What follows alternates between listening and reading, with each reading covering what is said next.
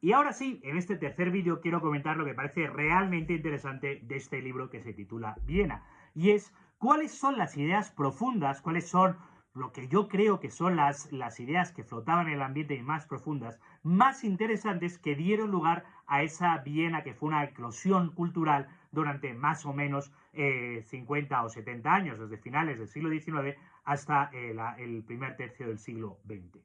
¿Qué ocurrió? Lo primero y lo más interesante que se destaca era la pluralidad. La pluralidad que había en esa Viena, que era la capital de un imperio y reino plurilingüe, pluricultural, que era muy cosmopolita. Esa no lo dice el libro, pero cuando uno estudia sobre la aristocracia húngara de finales del siglo XIX, pues sorprende que la gente hablaba de manera normal 7 idiomas, ¿no? Hablaba alemán, que era el idioma del imperio, húngaro, que era el idioma de su nación, latín, que era el idioma administrativo, ojo, era el latín el idioma administrativo, francés, que era el idioma de cultura, italiano porque podían viajar a Italia frecuentemente a las playas, ya van 5, hablaban inglés, que era el idioma de ciencia y era un idioma también bastante hablado. Luego, normalmente una persona, un aristócrata de la época está hablando 7, 8 idiomas, luego era algo completamente cosmopolita, era algo internacional y esa pluralidad que se produce en Viena, especialmente después de la Primera Guerra Mundial, que se produce la desaparición de ese imperio y reino y llega la emigración de un montón de emigrantes de distintas corrientes. Entre otros, gran parte de los judíos. La cuestión judía, como se llamaría durante todo el periodo, era bastante importante, pero los judíos estaban bastante integrados en aquella Viena y también aportaban una cierta diversidad. Era un imperio eminentemente católico, como eran los Habsburgo, pero un imperio completamente tolerante con aquellos súbditos protestantes que venían de otras regiones, por ejemplo, aquellos que venían de Hungría o de Rumanía, que sí que estaban integrados, y un imperio donde el judaísmo estaba completamente integrado. De hecho, el emperador, muy católico, se negó a a confirmar la elección del alcalde de Viena en torno a 1905, porque el alcalde de Viena era antisemita y el emperador no era antisemita, no era para nada antisemita, porque él concebía esa unidad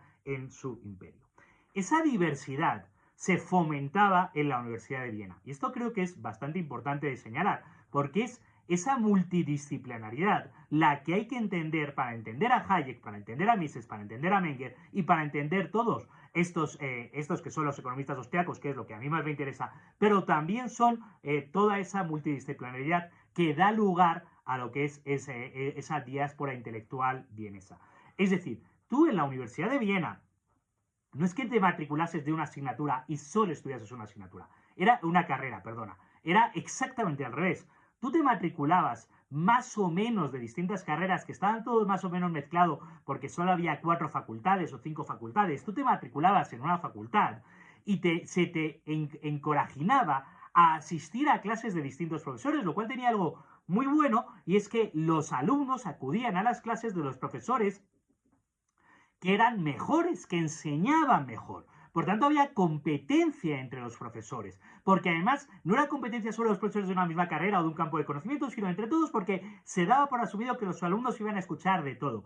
Y luego es verdad que al finalizar tus años universitarios se te pedía que más o menos te especializases en algo y entonces al final presentabas tus trabajos o tu título de un tema más o menos específico, ya sea derecho, medicina, pero en ese camino hacia el derecho te había escuchado asignaturas de todo tipo. Esa idea de artes liberales, esa idea de pluralidad, esa idea de idea amplia, esa idea de que la cultura es parte fundamental de lo que nosotros hacemos. Y había un elemento principal, cultural, que es el más importante, y esta gente era muy culta. Uno se sorprende al leer a Mises o a leer a Hayek lo increíblemente cultos que eran con respecto a la academia actual, de la que prefiero no decir mucho más.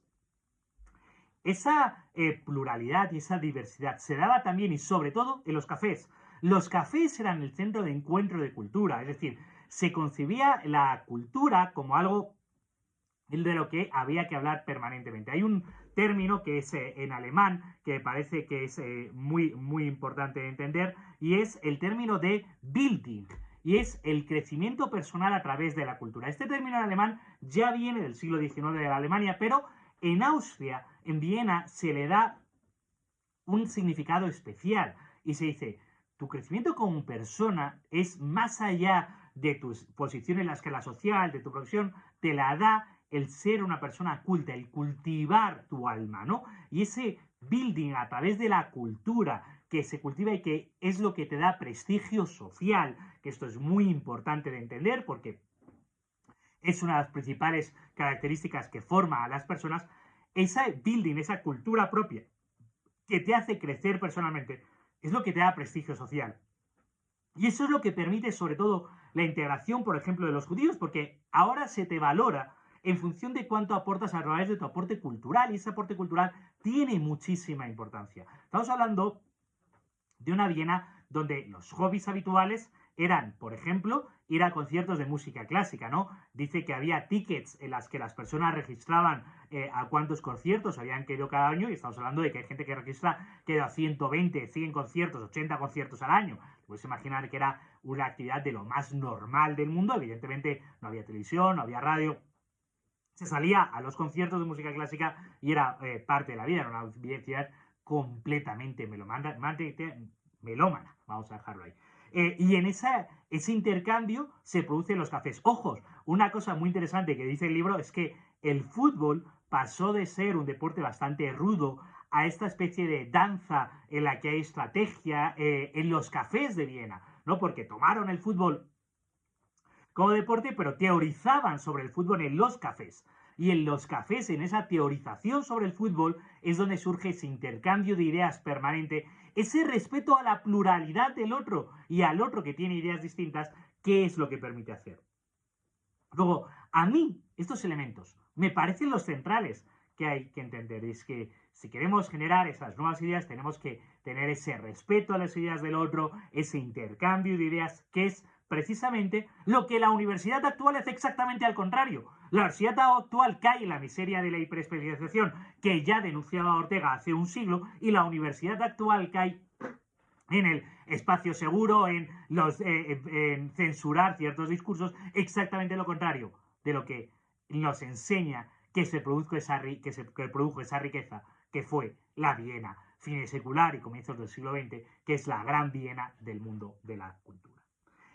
Y aquí viene un punto muy importante, que es intentar entender el papel de la lógica dentro de este sistema. Este sistema multidisciplinar, este sistema plural, este sistema de debate permanente de las ideas, este sistema de intercambio permanente entre personas que se aprecian por su cultura, el building, tuvo un debate fundamental, que es la disputa sobre el método, sobre la lógica, y es el papel de la lógica. Y hay que distinguir el idealismo alemán, que es la teoría de las grandes ideas, la teoría de los grandes conceptos, al que se contrapone un cierto logicismo, un cierto cientificidad, una cierta cientificidad, empirismo vienes. Luego, dentro del mismo mundo alemán, tienes esa disputa. Curiosamente, como el autor no conoce la tradición austríaca a profundidad, y se nota que recién la ha aprendido para este libro, no conoce que la escuela austríaca nace con la disputa sobre el método. Y la disputa sobre el método se puede enmarcar en la disputa sobre el método de Menger. Por cierto, tengo aquí el libro, no sé, ahí está, pero no lo puedo sacar. La disputa sobre el método de Menger con precisamente el historicismo alemán se enmarca perfectamente y se entiende perfectamente en estos problemas, porque frente al idealismo alemán que está hablando del Volksgeist, del espíritu del pueblo,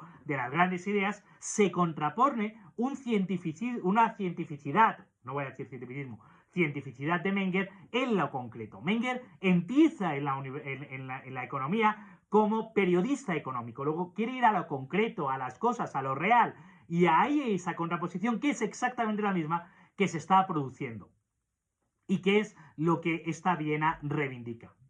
Ahora bien, esta cientificidad de Viena termina en cientificismo.